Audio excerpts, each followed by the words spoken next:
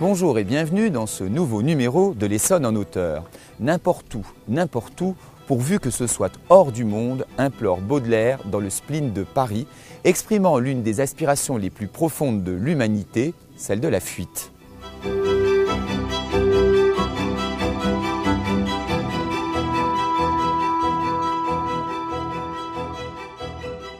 Depuis le refus de la société des apparences, en passant par l'abandon du confort bourgeois jusqu'à l'exil dans l'art, Rémi Oudghiri, sociologue, propose un passionnant essai sur le topos de la Fugamendi, intitulé « Petit éloge de la fuite hors du monde » et publié aux éditions Arléa. Mouvement de l'esprit, recherche d'un idéal et occasion d'un dépouillement matériel, l'évocation de la fuite hors du monde trouve un cadre inspiré dans la chapelle du château de Chamarande, où il est maintenant temps pour nous d'aller rejoindre notre invité.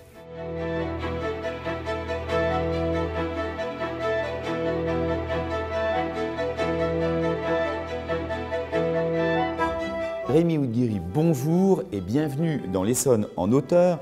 Alors, nous vous recevons aujourd'hui dans une chapelle, et qui plus est la chapelle du château de Chamarande. Est-ce que vous pourriez nous dire pourquoi ce lieu peut apparaître comme pertinent par rapport aux propos de votre ouvrage, dont je rappelle le titre « Petit éloge de la fuite hors du monde » aux éditions Arléa? Une chapelle, c'est un lieu de recueillement, c'est un lieu religieux, c'est un lieu de solitude, et la fuite est souvent un acte de recueillement. C'est souvent un acte religieux, donc j'ai envie de dire qu'aujourd'hui, on est un peu dans le lieu idéal pour parler de la fuite. Alors, comment vous est venue l'idée d'un tel sujet? J'ai vu que vous aviez déjà écrit un ouvrage plutôt sur l'addiction à Internet, aux réseaux sociaux, qui s'appelait « Déconnectez-vous ». C'est un ouvrage qu'on peut qualifier de sociologique. Dans ma présentation, j'ai rappelé que vous étiez sociologue. Et j'ai quand même vu un lien avec ce livre qui a, on va en parler, une dimension beaucoup plus littéraire. Mais pourquoi vous êtes intéressé à ce thème de la fuite, en particulier chez des grands écrivains? Alors je pense que la fuite, c'est une tentation que beaucoup de nos contemporains ressentent aujourd'hui. C'est vrai que j'avais écrit d'abord « Déconnectez-vous » qui était sur l'envie d'échapper à la dictature de la technologie et de se retrouver, de se reconnecter à soi-même. C'est une tendance qui continue quand on l'observe sur le plan sociologique. Mais sur la fuite en particulier, il me manquait un terrain d'observation. C'est très difficile d'observer des gens qui fuient, à part à travers le témoignage. Et la littérature en particulier me donnait ce matériau, me donnait ces témoignages, me donnait ces expériences. Et c'est vrai que pour étudier, et c'est un peu paradoxal, ce qui se passe dans la tête de nos contemporains, c'est-à-dire cette tentation de fuir parfois un monde oppressant, difficile, compliqué, la littérature m'a apporté des textes, et ça me permettait, dans la diversité de ces textes, de trouver des réponses et d'essayer de comprendre les motivations de nos contemporains. Mais alors là, quand je pense à votre activité de sociologue, est-ce que, je ne sais pas, à travers des travaux sociologiques que vous avez été amené à faire, vous avez étudié cette thématique de la fuite? Est-ce que c'est venu de là? Est-ce que c'est venu de votre activité de sociologue? Non, ce n'est pas vraiment venu de mon activité de sociologue. Il existe quelques travaux sur la fuite, mais c'est assez rare. Il y a par exemple un livre récemment qui est sorti sur les évaporés du Japon. Ça, c'est une vraie tendance au Japon, les gens qui disparaissent du jour au lendemain.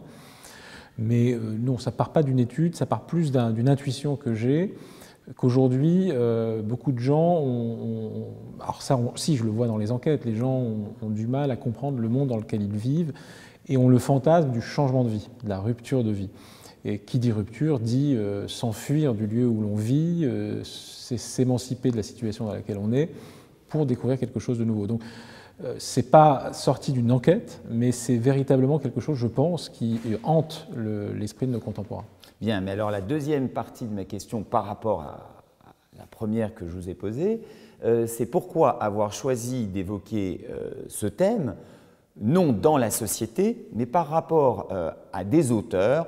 Si on rappelle comme est fait votre livre, en fait, vous examinez soit des fuites d'auteurs directement, soit le thème de la fuite abordé par des auteurs, moins un, puisque nous avons quand même aussi un peintre, Gauguin. Pourquoi être passé dans le champ de l'art, pour être plus large?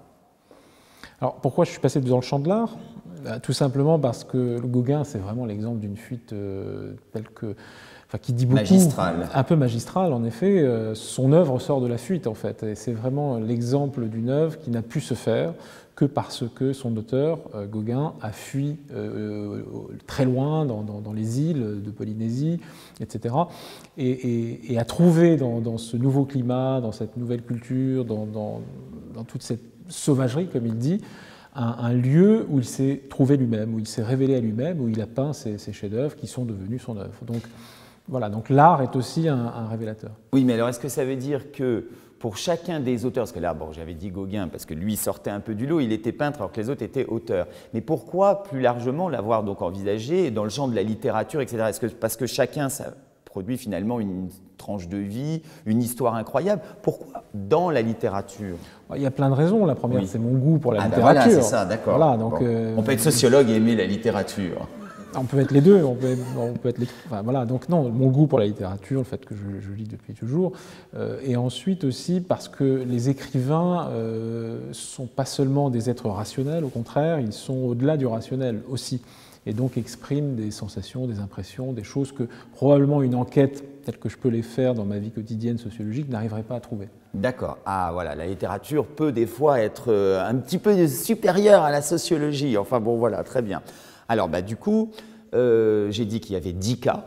Donc, on a dit 9 auteurs et un peintre, des auteurs internationaux, puisqu'on trouve majoritairement des auteurs français, mais nous avons quand même un cas russe très intéressant. Comment, et des fuites, il y en a eu au-delà de 10.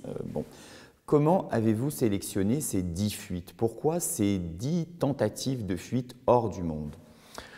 J'ai choisi ces fuites-là parce que chacune dit quelque chose d'un peu différent. Oui. Donc à chaque fois, c'était un angle différent, une perspective différente. Ce qui trace un panorama à la fin. Voilà. Donc c'était ça en fait. L'enjeu Pétrarque, c'est fuir pour accéder à l'universel et accéder à Dieu. Rousseau, c'est fuir pour se retrouver soi-même hors de la comédie du monde. Quignard, ça va être fuir pour écrire et errer dans ce qui est vraiment pour lui la vraie vie. Voilà, Flaubert se réfugier dans l'art. Flaubert fuit pour être un artiste et disparaître derrière son œuvre. Donc à chaque fois, il y a un angle de vue différent. Et donc, en effet, on aurait pu trouver bien d'autres exemples, d'ailleurs au-delà de la littérature. Je pense que même dans la littérature contemporaine, on retrouve beaucoup ce motif-là. Donc, je me suis vraiment concentré sur des cas exemplaires, avec une vraie richesse, soit dans les thèmes, soit dans la vie, et chacun véritablement montre que la fuite est quelque chose de libérateur. Alors, vous nous expliquez donc que chaque cas a été choisi parce qu'il est différent. Et bien justement, pouvez-vous un petit peu nous donner les principaux motifs de fuite? Parce que souvent, finalement, les personnages que vous nous présentez, ce sont quand même des personnages très installés. Alors là, je renvoie encore à Tolstoï, mais c'est un grand aristocrate dans un très beau domaine. C'est un homme vieux, très vieux, même pour l'époque, au moment où il a cette idée de fuite. Gauguin, c'est pareil, c'est quand même déjà un grand peintre à ce moment-là. Pourquoi tout d'un coup ces gens-là ont la tentation de la fuite? C'est quoi les motifs différents que vous avez trouvés?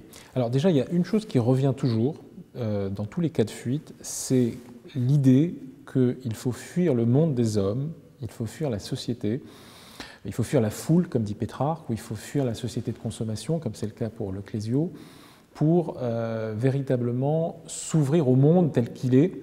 Donc il y a cette idée, on démaquille le monde, c'est ce que dit le Clésio, on le déshabille, on le dévoile. Et je pense que ça, c'est le motif commun. Après, il y a différentes façons de trouver sa vérité. Pétrarque, donc, c'est véritablement fuir dans la bibliothèque pour un tête-à-tête magistral avec les auteurs qu'il aime. Les auteurs qu'il aime, les grands classiques. En particulier Sénèque, je crois. Il aime entre autres. Et donc, c'est fuir pour véritablement accéder à ce que l'homme a de meilleur, puisqu'il y a cette idée que les grands esprits apportent ce qu'il y a de meilleur en l'homme. Donc ça, c'est une motivation.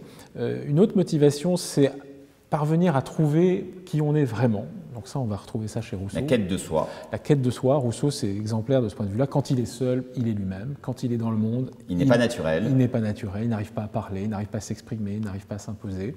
Donc il va, dans les rêveries du promeneur solitaire, il y a cette scène très connue de la littérature française, le sentiment de l'existence qu'il ressent parce qu'il est loin de tout, il est en communion avec la nature et il se trouve enfin lui-même comme dans une sorte de bien-être parfait.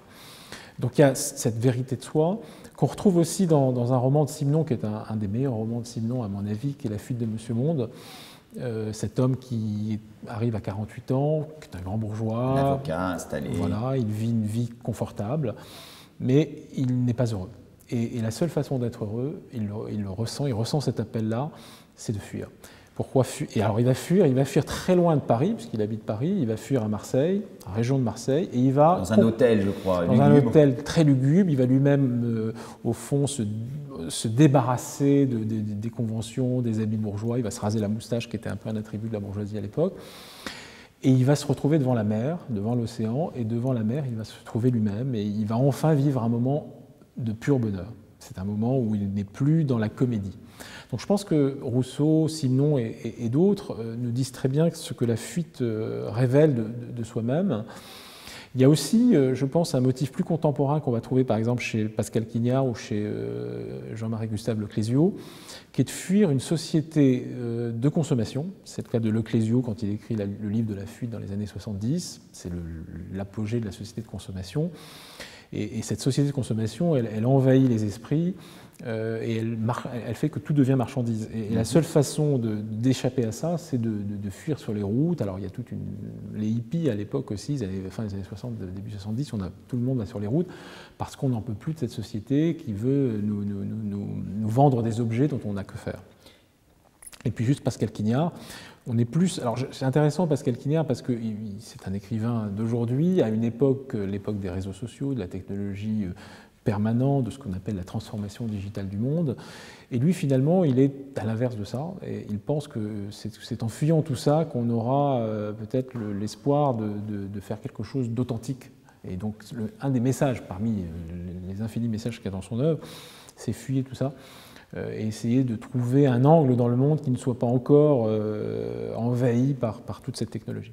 Oui, vous avez vu, quand j'ai commencé l'émission, je vous ai fait réagir comme d'habitude au lieu, donc qui cette fois-ci était un lieu religieux, vous en avez donné une explication. Et finalement, pour raccorder avec ce que vous venez de dire immédiatement, un point commun aussi avec toutes les... Enfin, moi, ce qui m'a frappé, c'est que toutes les fuites que vous présentez, il y a un motif qui a presque une origine religieuse, je ne sais pas si tous les auteurs y pensent, mais quand même, qui est le motif, et vous venez un peu de le dire, du dépouillement. Pourquoi est-ce qu'il y a toujours dans ces personnes qui veulent fuir cette volonté de dépouillement, presque au sens religieux, hein? Oui, alors Tolstoï, de ce point de vue-là, était un très bon exemple, puisqu'il fuit, alors un grand bourgeois, il fuit sa propriété, sa femme, sa famille, tout, à la fin de sa vie. Voilà, c'est ça. Il a 82 ans. Et il fuit sur les routes avec presque rien. Sans savoir exactement où il va. Il ne sait pas où il va. Et ça, c'est quelque chose qui revient assez souvent dans la fuite. On ne sait pas où on va, mais on va vers quelque chose qui est meilleur que ce que l'on quitte. On ne sait pas où on va, mais a priori, c'est quelque chose de vrai. Et dans son cas en particulier, il se dépouille de tout. Il veut redevenir, il l'écrit d'ailleurs, c'est intéressant, à sa famille en partant. À sa fille, il dit il faut que tu réfléchisses au sens de ta vie. C'est-à-dire qu'il prend conscience qu'il est dans ses dernières années et qu'il y a un moment donné où il faut mettre en accord ses convictions, et ses convictions, c'était des convictions plutôt qui le portaient plutôt vers une vie frugale, dépouillée et plus en accord avec les idéaux chrétiens. Qui n'était pas la vie qu'il menait réellement. Pas du tout la vie confortable, bourgeoise, etc., qu'il menait. Et je pense que beaucoup des cas de fuite, en effet, que je montre, sont comme la sainteté, historiquement, c'est-à-dire l'idée qu'il faut se dépouiller de tout pour être nu, alors face à Dieu, face au monde et face à soi-même. Et c'est vrai que la plupart des gens qui fuient ne s'embarrassent pas de choses, en fait, ils se débarrassent de tout. C'est plutôt ça, oui. Oui. Et c'est pour ça que, par exemple, le film Into the Wild de Sean Penn... Que vous citez aussi, voilà. Oui, c'est un film cette fois-ci. Ouais. C'est un film à partir d'un cas réel, tout à fait, d'un jeune Américain qui, dans les années 90, fuit sa famille parce qu'il a horreur de ce matérialisme américain, mais qui n'est pas spécialement américain, il est un peu planétaire. Qui est peut-être un modèle descendant vers les autres civilisations. Voilà, et il fuit ça pour aller dans les forêts. Et dans les forêts, progressivement, il se dépouille de tout. Il revient à la vie sauvage, un peu comme Gauguin dans un autre contexte, à une autre époque. Et dans cette vie sauvage, cette vie naturelle, il retrouve enfin... Alors, on ne sait pas trop ce qui s'est passé à la fin, parce qu'il meurt très jeune dans la forêt, mais probablement, en tout cas c'est l'hypothèse que font ceux qui se sont penchés sur son cas, il arrive enfin à être en accord avec ce que la société avait voulu recouvrir en lui. En fait, il y a cette idée que trop de choses nous ont été imposées. Ouais. Un peu comme si on nous avait mis des habits et des habits et des habits et des habits, et au fond, les gens fuient, enfin tous ces cas-là, pour se déshabiller. D'accord. Et au fond, il faut arriver nu, donc dépouillé complètement, pour être enfin soi-même. D'accord. Alors, parmi les fuites que vous présentez, c'est un des aspects les plus plaisants de votre livre. Bon, votre livre a un aspect un peu philosophique quand même, voilà, il est une réflexion morale, mais il présente aussi, puisque ce sont des cas précis, des sortes de tranches de vie, des séquences d'histoire qui peuvent être donc réelles, c'est-à-dire quand cette tentative de fuite ou cette fuite est arrivée à l'auteur, ou quand vous racontez par exemple Sinon, c'est cette fois-ci lui qui a imaginé dans une œuvre romanesque une fuite. Et donc ce sont comme des petites nouvelles, comme des petites histoires. Moi, j'ai été très curieux à chaque fois que vous avez abordé un auteur, parce que je ne connaissais pas tout dans le détail, de me dire, tiens, est-ce que ça va être l'histoire de l'auteur? Est-ce que c'est une histoire que va raconter l'auteur? Enfin, vraiment, j'ai été séduit par les petites histoires.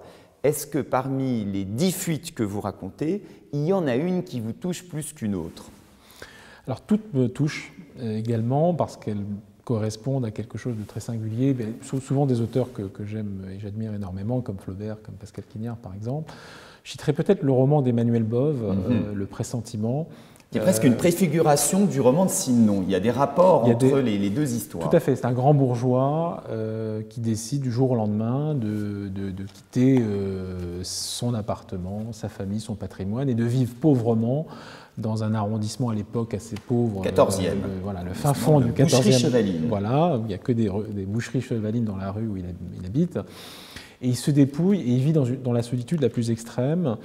Et son seul plaisir, c'est d'aller faire quelques courses, quelques promenades. Et il écrit, mais sans conviction véritablement, juste pour, en quelque sorte, continuer à vivre ses mémoires ou ses souvenirs.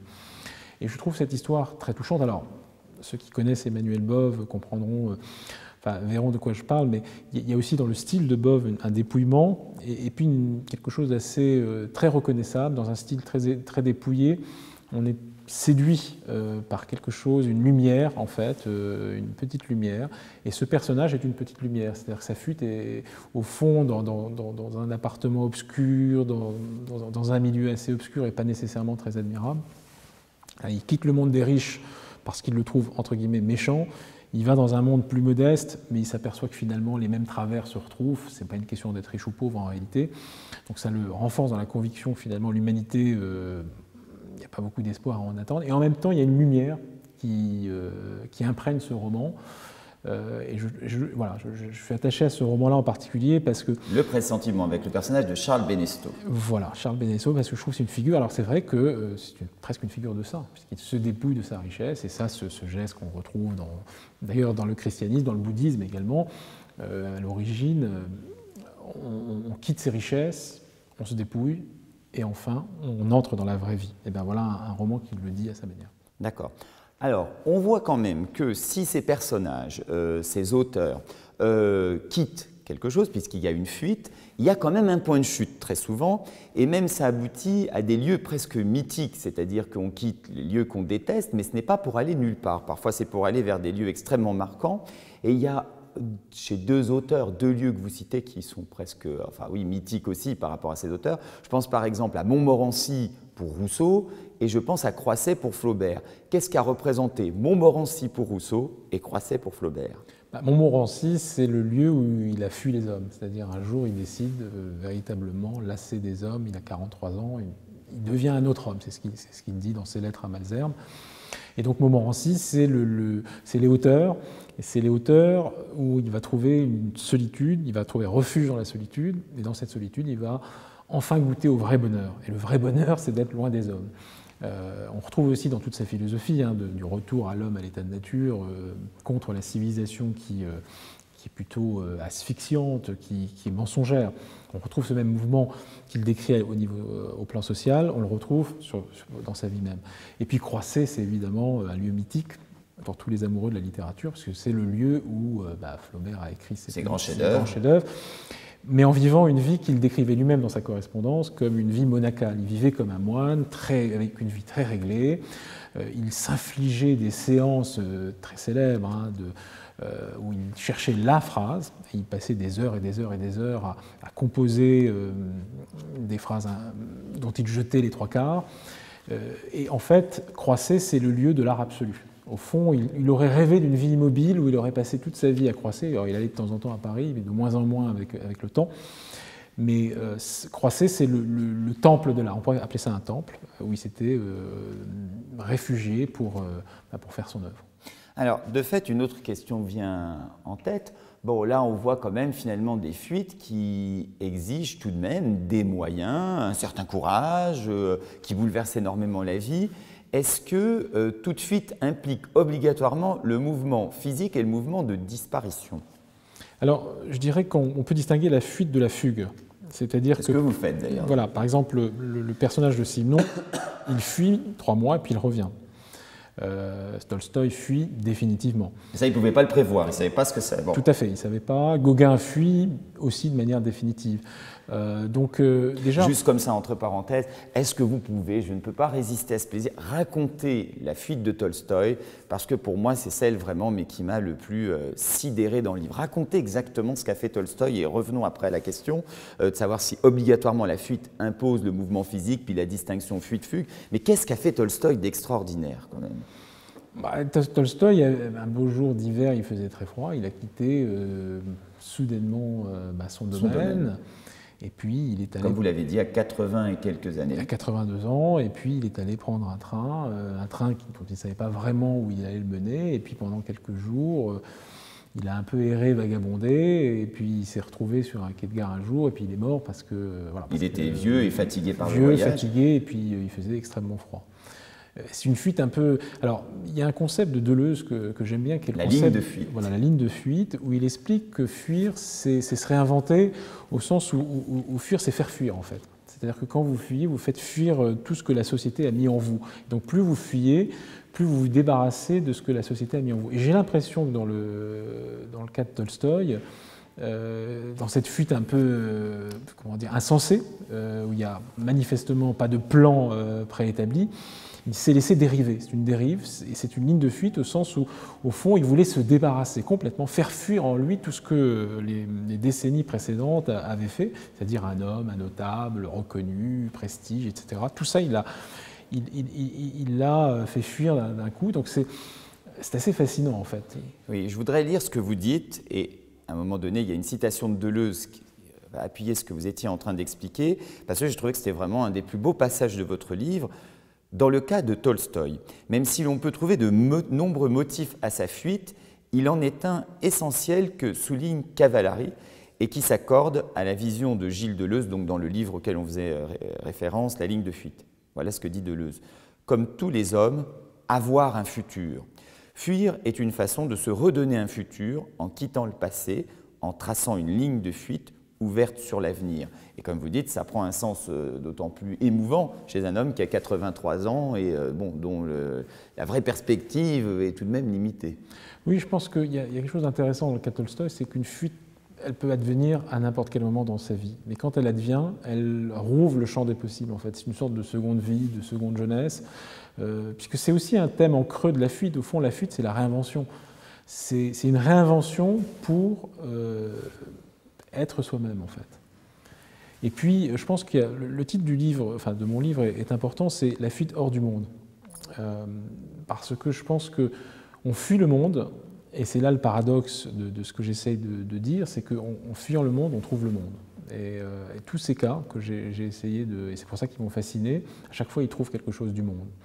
Et je pense que la leçon morale, si on peut la tirer, c'est de se dire, au fond, est-ce que j'ai la vie que je veux vraiment, et est-ce que j'ai le courage, parce que c'est une question de courage, de fuir cette vie pour trouver véritablement l'accès au monde. Je pense que la plupart de ces cas sont uniques, sont singuliers, exceptionnels, et je pense qu'ils donnent de l'espoir à ceux qui les lisent, qui lisent les œuvres, mais c'est vrai que ce n'est pas facile soi-même de fuir la vie qu'on a. Alors, est-ce qu'il y avait d'autres fuites auxquelles vous aviez pensé puis que vous n'avez pas mis dans ce livre? D'autres exemples de fuites? Parce que, par exemple, il y a des fuites très célèbres, comme celle d'Agatha Christie. Bon, elle est assez connue, où elle a prétendu à un enlèvement, et puis on sait aujourd'hui que ce n'était pas ça, que c'était peut-être ce qu'on appellerait aujourd'hui un burn-out. Est-ce qu'il y a des fuites auxquelles vous avez songé? Et puis finalement, pour donner le cadre que vous avez expliqué à votre livre, c'est-à-dire que finalement, chacune de ces fuites illustre quelque chose, l'ensemble fait un panorama, et puis une fois qu'on arrive à ce tout cohérent,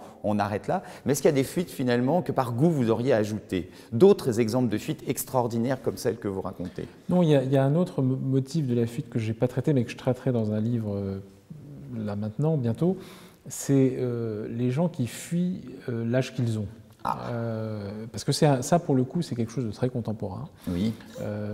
C'est-à-dire, au fond, refuser de grandir, donc l'immaturité. Et là, on le trouve, c'est un thème qu'on retrouve dans le cinéma. Alors, en l'occurrence, dans le prochain livre, ça sera beaucoup autour du cinéma. Je pense à Antoine Denel. Donc, bien sûr, oui, le voilà, héros de Truffaut, bien sûr. Voilà, qui est vraiment celui qui fuit son âge, enfin, qui ne veut jamais endosser de responsabilité. Donc, c'est plutôt ce thème que je traite légèrement avec Norbert Monde, le personnage de Simenon, où au fond, il fuit à 48 ans parce qu'il sent que c'est le moment où il peut encore profiter un peu de la vie de bohème qui le fascine, de la vie un peu interlope qu'il voit dans certains quartiers. Donc c'est surtout un grand thème, ce thème-là que je n'ai pas vraiment traité, qui me semble très important aujourd'hui. Mais qui fera l'objet de votre prochain livre. Eh bien, écoutez, Rémi Oudghiri, merci vraiment infiniment de vous être rendu à l'invitation de l'Essonne en auteur, dans ce lieu qui peut inspirer bien des fuites, au moins en esprit, la chapelle du château de Chamarande. Et puis, je voudrais, pour donner une conclusion à notre émission, penser qu'il y a aussi une fuite immobile qui est justement la fuite dans les livres, celle dont nous faisons la promotion dans l'émission, avec la superbe épigraphe que vous citez de Pascal Quignard dans le chapitre qui lui est consacré. Voilà ce que dit Pascal Quignard. « Je suis un intellectuel qui aime lire dans son coin. J'étais ainsi, je suis ainsi, je serai ainsi, toute ma joie est là. » Merci vraiment d'être venu sur le plateau de l'Essonne Auteur, Rémi Oudghiri. Merci à vous. C'est ainsi que nous prenons congé de nos spectateurs en leur donnant rendez-vous au mois prochain pour un nouveau numéro de l'Essonne en Auteur.